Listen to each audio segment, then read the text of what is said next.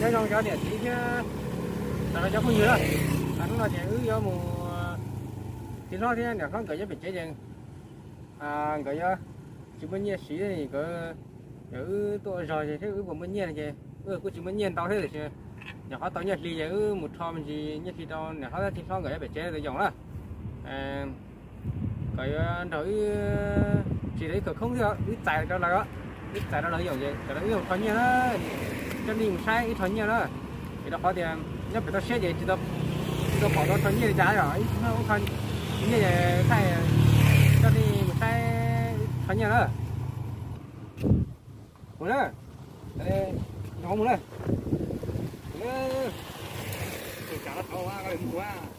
muốn đó tại nó muốn tự tỏ mọi tự tỏ tự tệ nữa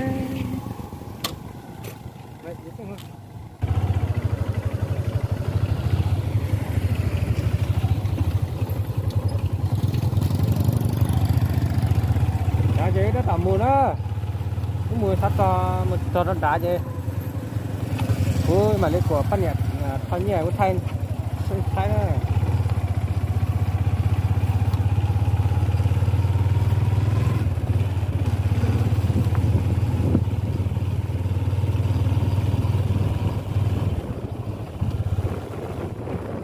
mà giờ là có nhà khi nữa giờ khi mình nhà sao mà tao thì không tới tại đó theo giờ chỉ chúng mình nhà giờ đấy chúng mình nhà thì nữa giờ chúng mình nhà liền vì là phải giờ rồi đó giờ họ bên bên đấy giờ cái gì tới nó đó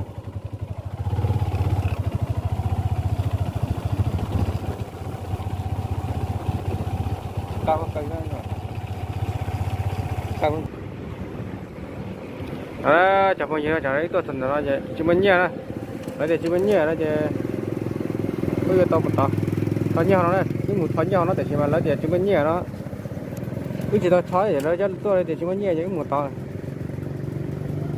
chúng nhẹ nó một tiểu như một gì đó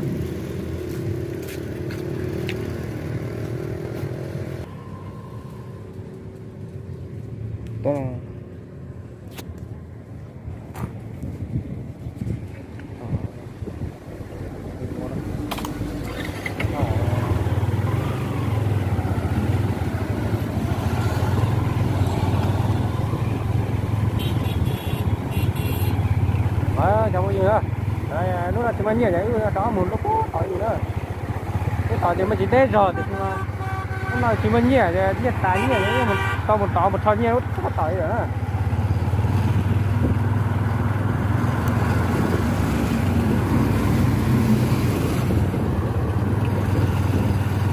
cái gì tỏi cái mặt thay nó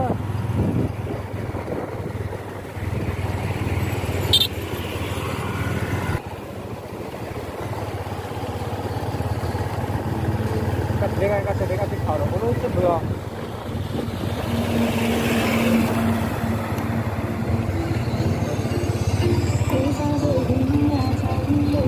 thôi ra mùi tỏ nữa có này thôi đó về thôi lúc tỏ ô lúc hai là trong cái lũ chú lúc việc của bánh nó trong thì là đâu tháo rồi đây rồi lấy đây rồi không thể lúc việc của bánh này nào sao lấy đây cho nó nữ còn gì đó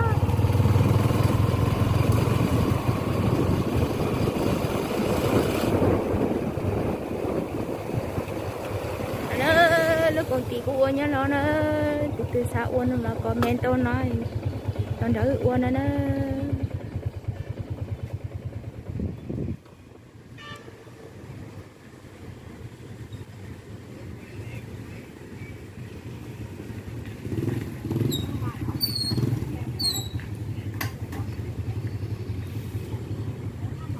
tôi nói về bao nhiêu thôi nhỉ phải nó bao là nó tỏ thôi nhỉ bao nhiêu ta tỏ một thôi nhỉ đó một thọ thân lúc chơi chỉ bao nhiêu đó đó tôi nói thì được bao nhiêu thì xem không chút cháu cái đi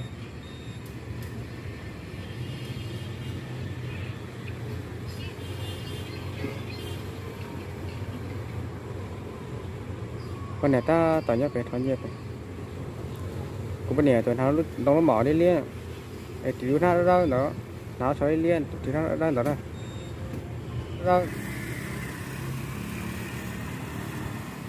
họ nói họ lúc họ chờ có bao nhiêu họ lừa nó bao nhiêu họ lừa họ nói đó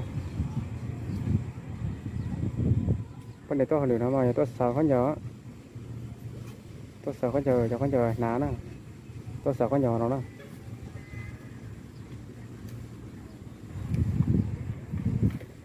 rồi cũng mà chờ thoáng nhẹ rồi thế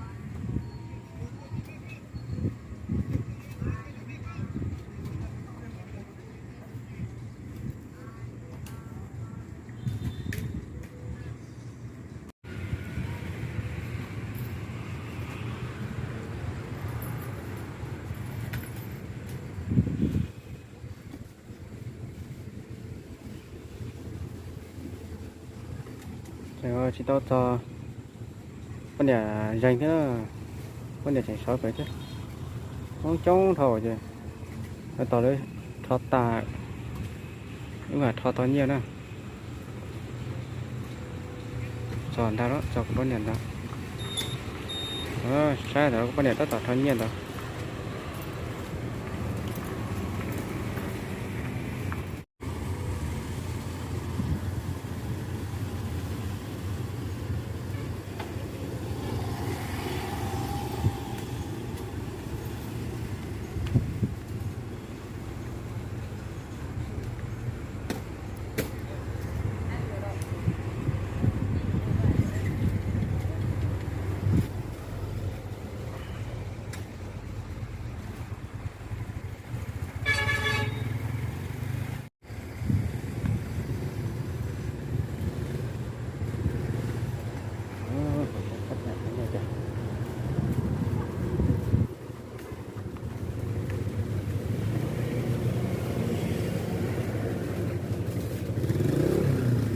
tao đó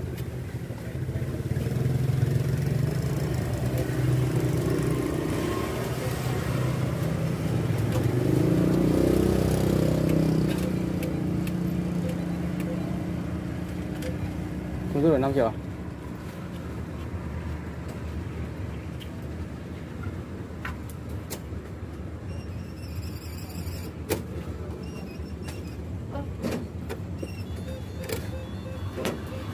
Không biết được à?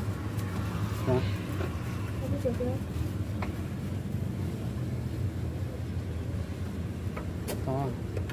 Con này sò quá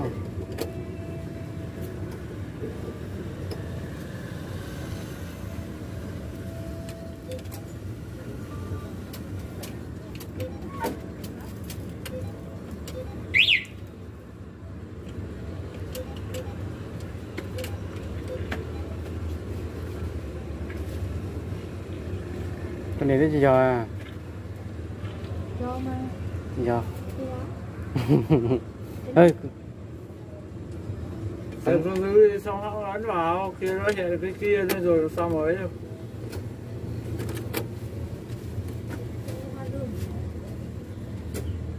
Thì giờ này rồi. thì đó đó thì đâu Ừ, đó thì đấy vào thử với của anh.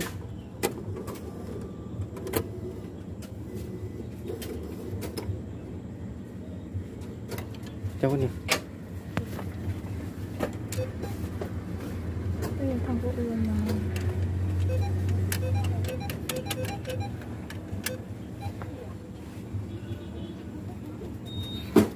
này nhập sai à vừa lấy ra cái này thì Nhận ra rồi, nhưng nhận sai mật khẩu tí nó vẫn báo không nhập được. Đây bạn giác rồi.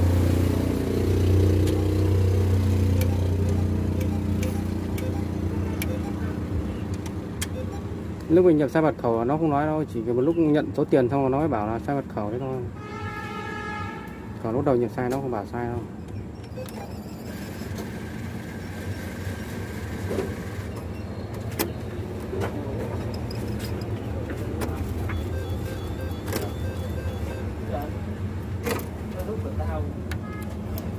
Thôi cho chú ấy lấy trước.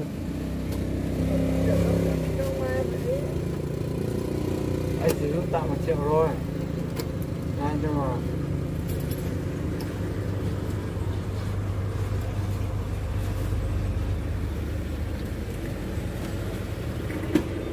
To à? To. Có nhiều đó, do chúng ta cháu này. Có thon to lại. Cho tay vào.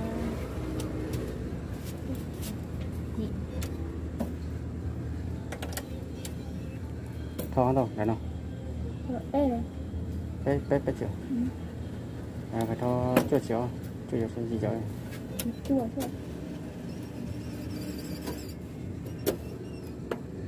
đó giờ nước được 6, 7, anh chỉ rút từ đây thôi cái tiền đi rồi thôi 7, Tại sao lúc nãy chú không nói sớm là cháu nhờ chú giúp trước.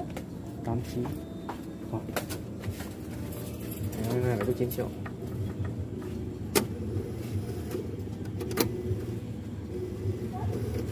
Đó là bút thôi. Đó bên này nhiệt thảo nó nhiệt thảo cái ô đó.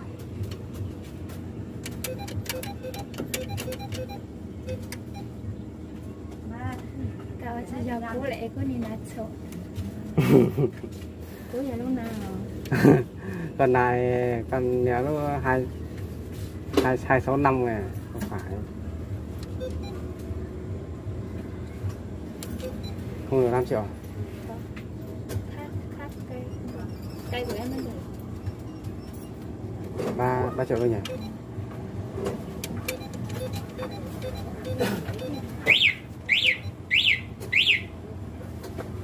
Về ăn rồi.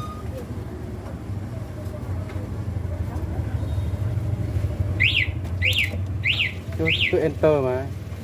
Enter sao phải đồng ý chứ nữa.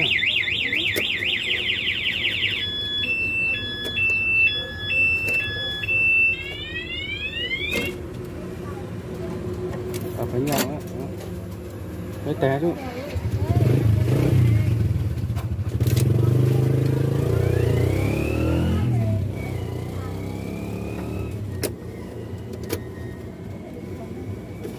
Chứ 2,5 triệu rồi nhỉ.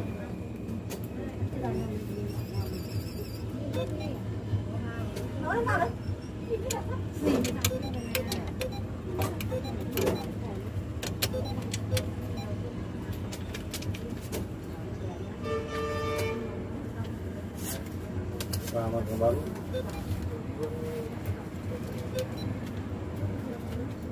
Không có áo kiểu chứ nhau hay nữa.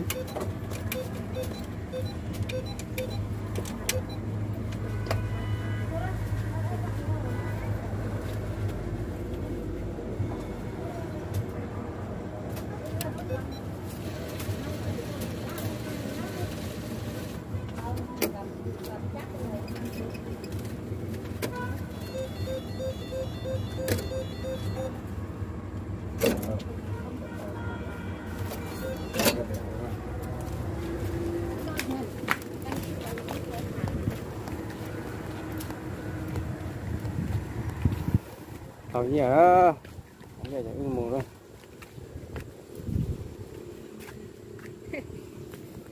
Ai dồi, coi nhiệt thỏ. Cậu có đi sổ. Coi cái gì vậy? Nhỏ có thể được coi đấy. Y trâu xa, ở xa nè, cái gì y trâu xa ta ở chi à? Chứ bây giờ cậu lui trả. Ồ, cô lúc làm cười tao à?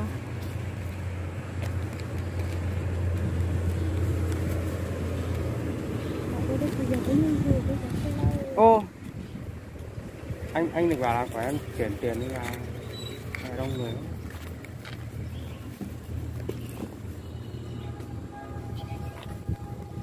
Của em có đóng được đó. Nhặt quá không đóng được. Đông rồi.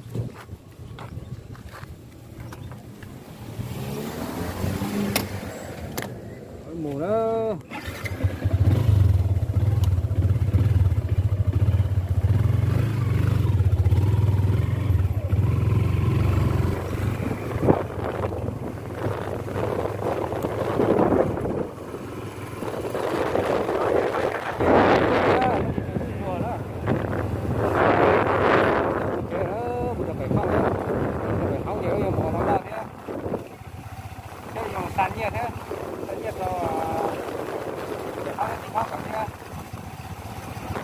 Có cho gần hai là cái thẻ để mà chỉ trong lưu ý cho ở đây thôi, trong lưu ý cho mà gần nào tỏ nó phải là hỏi thôi như là cái gì sao nó nhiều một lần thì mình không những cái thon như là cái đó ăn sao mà lớn thôi đó ăn sao mà cho cũng phải đó.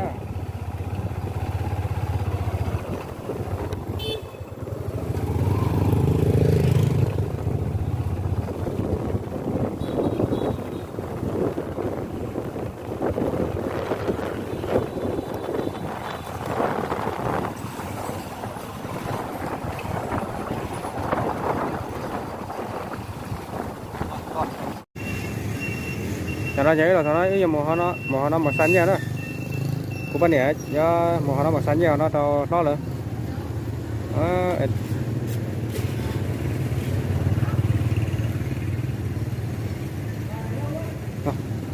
cái chồng thì nó hết nó còn là tua, cái mình chồng hết nó còn là cái nó không còn tua.